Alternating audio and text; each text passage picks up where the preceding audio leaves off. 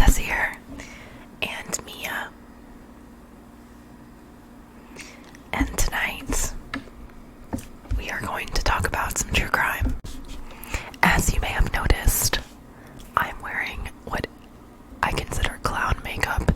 I've been practicing. This is my second time practicing for Halloween. I am super excited about Halloween. So, anyways, let's get started with the video. So, tonight we are going to talk about Kristin Smart, and we're going to talk about what happened to her. So, trigger warning. True crime gets true crimey. And as a result, it can be unsavory. Rape, murder, violent acts, sexual aspects can be mentioned. In this case, they will be mentioned. If you can't handle anything that could be potentially graphic, just exit out while you're here, hearing about it. So, yes, if you can't handle true crime, if you can't handle violence and other details, please find another lovely video to watch. I understand it's not everyone's cup of tea. Trust me, I understand. But there are people who do like it, like me. So if you are one of those people, let's get into it with the video. Alright, so we're going to talk about Kristin Smart. And she went missing a while back. Alright, so she disappeared when she was 19, and she was a freshman at California Polytechnic State University. This is in San Luis Obispo. This happened in 1996, but she was declared dead legally in 2002.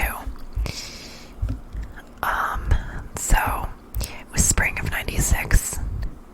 She went to an off-campus party, and was being walked home to her dormitory, and she was never seen again. Remains have never been found. However, April 13th, 2021, there was an investigation that spanned nearly a quarter of a century, according to New York Times. And the authorities declared that Paul Flores and his father, Ruben Flores, so Paul is now 45, Ruben is 81, that they were being arrested in connection with her disappearance. So the police know something. So the Smart family actually made a statement saying that they had long waited for this bittersweet day. But you know what? Sometimes this is more than a lot of other people get. I would also say that, this case not only involves her, but other women who have been victims of this man, some that lived to tell the tale, who we will talk about later. Anyways, so Paul Flores was charged with murder, and Ruben Flores with being an accessory, and he was accused of helping his son bury her remains. They both pled not guilty. Now, some of this may be redundant based on what I'm going to talk about later. I'm not sure if I'm going to make this a two-part video or just put it all in one, but we'll see. Anyways, so this trial began July 18th, 2022, this year, and it started in Monterey County. So, I'm looking over a few articles and talking about her, but I made a script for some of what was said in court and some of the details. But I thought, just give you a review of Kristin Smart's disappearance. So, she was from Stockton, California, on May 25th, 1996. She was dropped off at an off-campus party, left at 2 a.m. with Paul Flores, who was a student at Cal Poly as well. He claims that he walked her all the way to his storm, and then they parted ways from there. But police are not buying it. They're like, sus, we don't believe you. So a missing persons report was eventually filed with campus police May 28th. So a few days later, then a month later, San Luis Obispo County Sheriff's Office decides to take over the investigation that had been started by Cal Poly Police regarding her disappearance. So, yeah. They actually named the search Roxy. They combed various remote areas of campus on horseback, which I thought was kind of funny. Just picturing all these men on horseback being super serious. I know it is a serious matter, but it just compared to now, it's like, you know, I don't see people do that as much now. There's actually video of it, I believe. I will put the link in the description for the article, and that has the link in it. They used helicopters to search the area. They searched her dorm room. They did find her wallet and details about assignments that she needed to turn in. They did bring out cadaver dogs, and they brought them to Paul Flores' dorm room. So, and despite Paul's claims that he had nothing to do with her disappearance, he still remained considered a person of interest in the case, which is not entirely abnormal, really.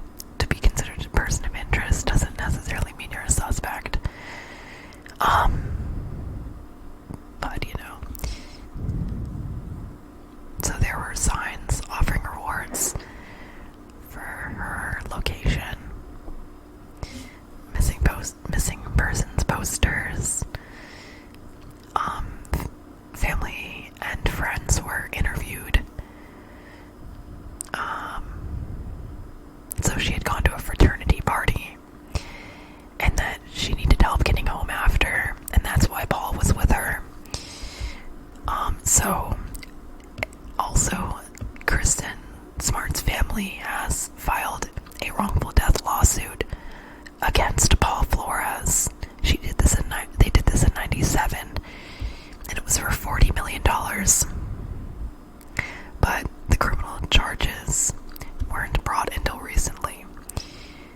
Also, he refused to answer questions during a deposition on November 1997, pleading the fifth. I mean, if you have nothing to hide, you know what I mean? Like, why would you plead the fifth? Sus. Yeah.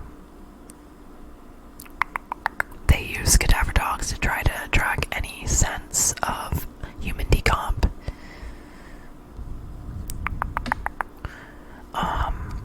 Which will come up later. So, the sheriff's office and forensic specialists, they carried out 18 search warrants. They had 37 items submitted for DNA testing.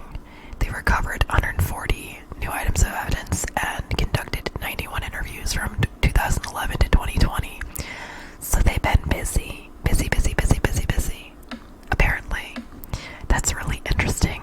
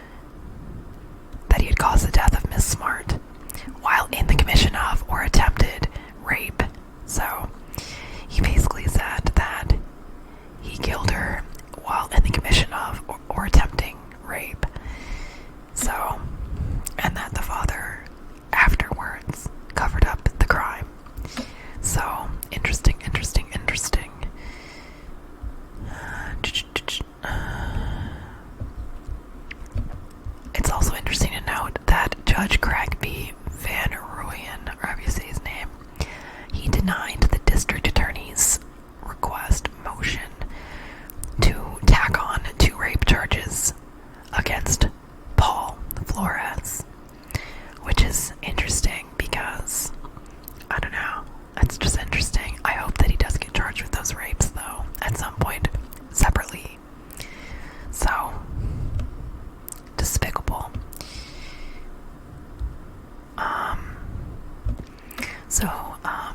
Other students who had been at the party Kristin was at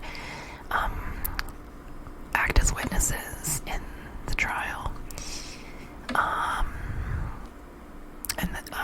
Kristin's mom speaks as well at the preliminary hearing, according to New York Times.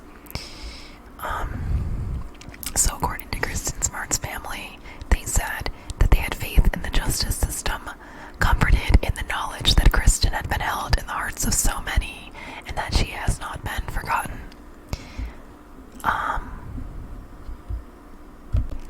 So the trial itself ends up being at the Monterey County, which is 140 miles north of San Luis Obispo, due to the high publicity of this case.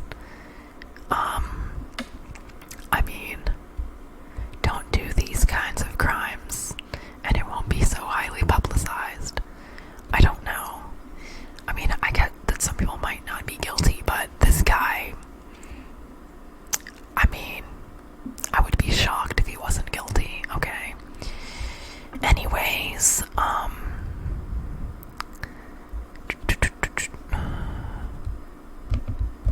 so they spoke in court, and that was what her mother said. For the next 25 years, I did whatever I could and looked for answers wherever I could, according to Denise Smart.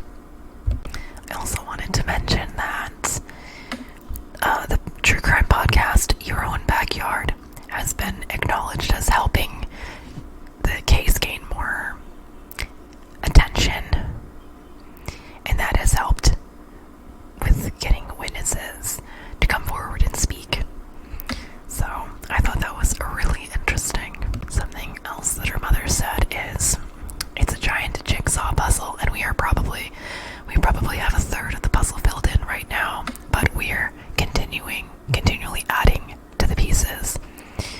So I have every reason to believe that she will be found. I hope so. At the very least, we have a guy, and we have him going to trial, so there is that. So I have some other information about the timeline, after she went missing, and like what they've done through over time. So she went missing, right? At one point in 2011, after Ian Parkinson became sheriff for San Luis Obispo County, he requested reviews of all of the physical evidence related to her case. So, and in 2016, they found new leads in the case. FBI were able to pick up her scent with dogs, and they found the scent on a hill on campus. And then her father spoke with reporters, saying, "We're always hopeful, that really keeps us going.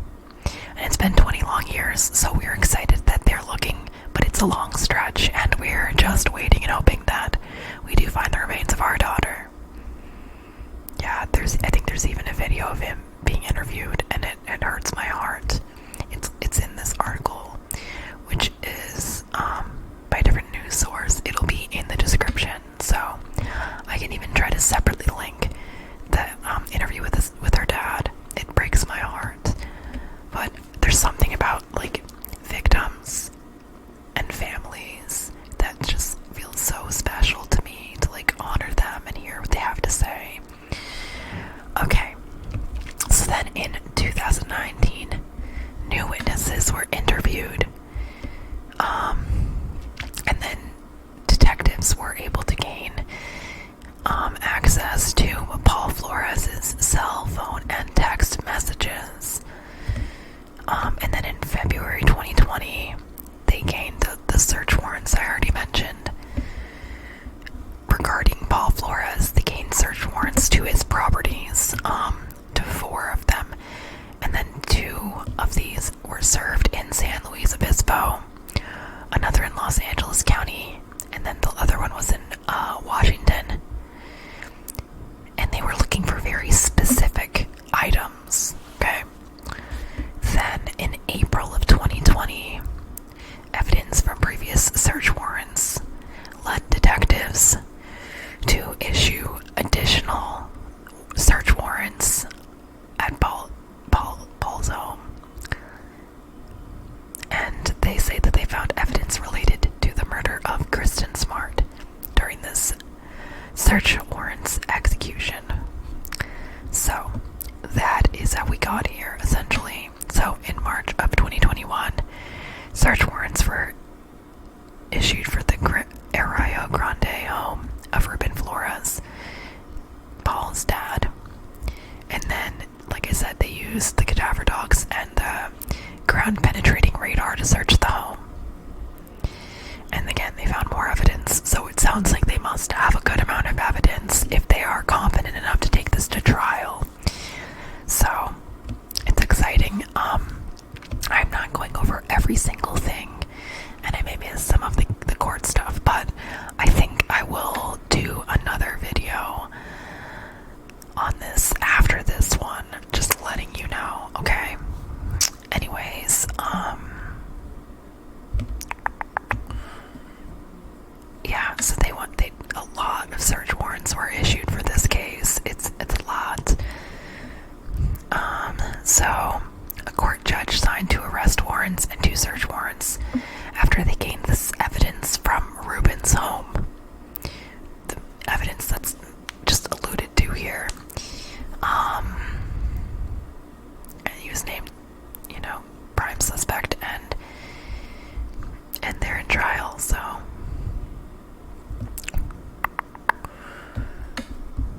So, April 15th, 2021,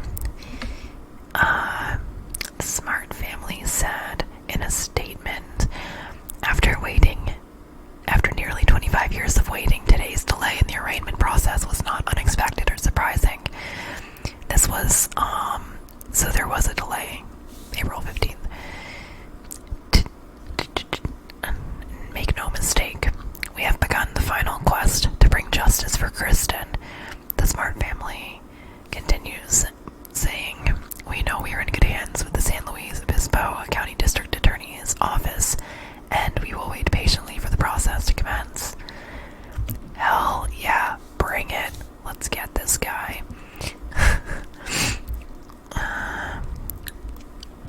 So yeah, let's see. So, April 20th, 2021, a document was filed and is also, I guess, on social media. This was from San Luis Obispo area reporter, and basically saying that her body, though it has not been found, they believe was recently moved from Ruben Flores' home after they were under suspicion. So,